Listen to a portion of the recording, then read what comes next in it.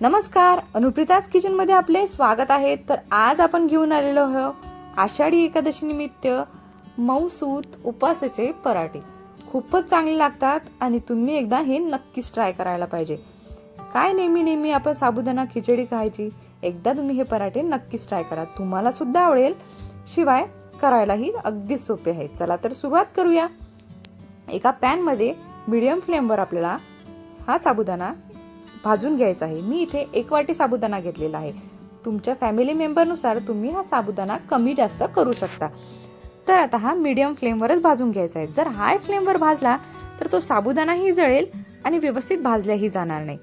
जास्त नाही, आपल्याला फक्त 10 ते 5 मिनिटं भाजायचं आहे। लगेचच हा साबुदाणा भाजला जातो। तर आता व्यवस्थित भाजला गेलेला आहे। तर एका ताटामध्ये आपण हे काढून घेऊया, जेणेकरून तो साबुदाणा लवकर थंड होईल आणि थंड झाल्यावर आपल्याला मिक्सर मध्ये बारीक पीठ तयार करून घ्यायचा आहे। आता साबुदाणा व्यवस्थित थंड झाला तर मिक्सरला बारीक पीठ करून घेऊया। आणि जाडसर आपल्याला पीठ करायचं नाही, अगदी बारीक पीठ करायचं आहे। जाडसर केलं तर साबुदाणा जो पराठा आहे तो मऊ लागणार नाही। तर आता पीठ व्यवस्थित याप्रमाणेच तयार करा। तुम्ही बघू शकता खूपच बारीक असं पीठ मी इथे तयार केलेलं आहे।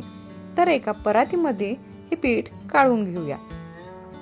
त्यासोबतच हे जे पीठ आहे ना, एका वाटीमध्ये थोडंसं काढून घेऊया, जेणेकरून जेव्हा आपण पराठा लाटू तेव्हा ते पीठ आपल्या कामात येईल।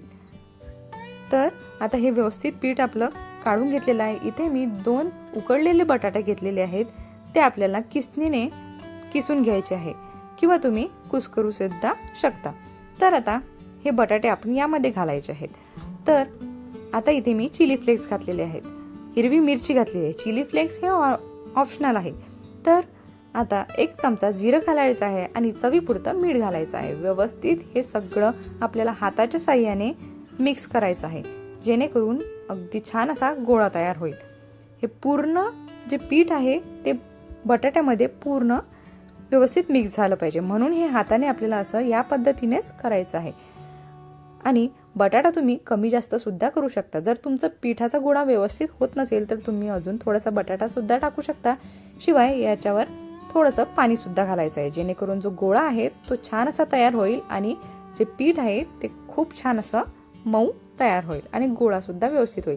तुम्ही मला कमेंटमध्ये नक्की सांगाल की ही रेसिपी तुम्हाला कशी वाटली आणि एक अहो की व्हिडिओला लाईक आणि शेअर नक्कीच कराल, जेणेकरून जे तुमचे मित्रमंडळी असतील त्यांना सुद्धा ही रेसिपी कळेल।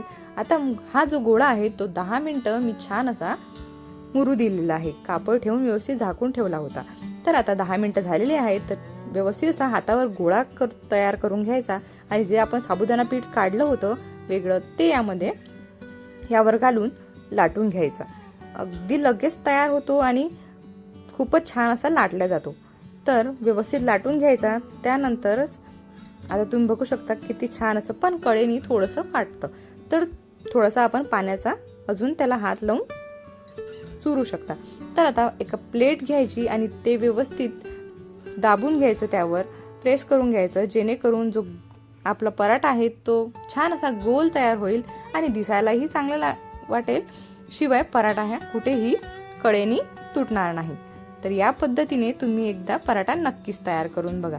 तुम्ही बघू शकता जास्त जाडा सुद्धा नाही किंवा जास्त पातळ सुद्धा नाही, याप्रमाणेच आपल्याला हे व्यवस्थित लाटून घ्यायचं आहे। आता एका पॅनवर तेल किंवा तुम्ही तूप सुद्धा टाकू शकता, तूप टाकून भाजू शकता। तर मी इथे तेल वापरलेलं आहे। तेल टाकून पराठा यावर घातलेला आहे आणि मस्त असा खरपूस आपल्याला हा पराठा भाजून घ्यायचा आहे। जोपर्यंत छान असा भाजला जात नाही तोपर्यंत काढू नका, कारण की तो कच्चा लागेल। चांगला भाजला गेला नाही तर तो कच्चा लागेल। आता व्यवस्थित असं तेल घातलेलं आहे आणि तुम्ही बघू शकता किती छान असा क्रिस्पी आपला पराठा असा भाजला चालला। तर कमेंटमध्ये मला नक्की कराल की तुम्हाला ही झटपट रेसिपी कशी वाटली। तर तुम्ही बघू शकता खूपच छान असा भाजला चाललेला आहे आणि प्रेस करून भाजा, जेणेकरून जो पराठा आहे तो व्यवस्थित भाजला जाईल आणि जो पराठा आहे तो खूप चांगला लागेल टेस्टला। तर आता हा व्यवस्थित भाजला गेलेला आहे। तर तुम्ही बघू शकता खूपच छान असा, आणि हा पराठा गरम गरम जर खाल्ला ना तर तुम्ही 4-5 तर पराठे नक्कीच खाल। तर आता बघा किती मऊ असा हा पराठा झालेला आहे। तुम्ही ग्रीन चटणी सोबत, दह्यासोबत, कशासोबतही खाऊ शकता. खूप खूप धन्यवाद. आणि माझ्या चॅनलवर जाऊन तुम्ही अजूनही उपवासाच्या भरपूर रेसिपी टाकलेल्या आहेत, त्या सुद्धा तुम्ही बघू शकता. थँक्यू.